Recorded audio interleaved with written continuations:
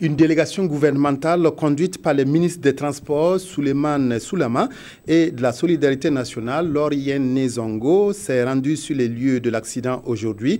Le gouvernement présente ses condoléances aux familles des victimes et souhaite prompt rétablissement aux blessés. Il invite les usagers de la route à la prudence et au respect du code de la route.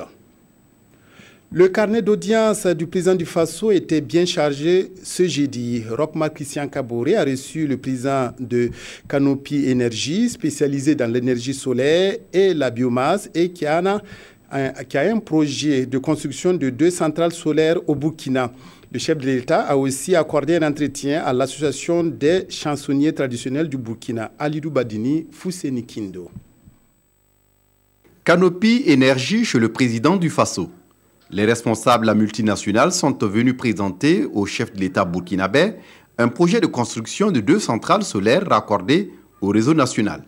Les travaux de construction de ces centrales vont démarrer d'ici à la fin de l'année 2016, rassure le président de Canopy International qui dirigeait la délégation.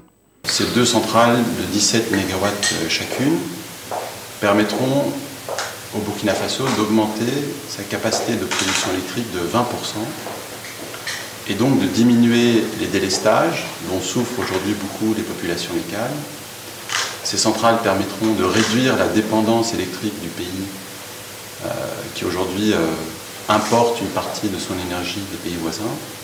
Canopy Énergie est donc un spécialiste des énergies renouvelables, de l'efficacité énergétique et de la valorisation des déchets.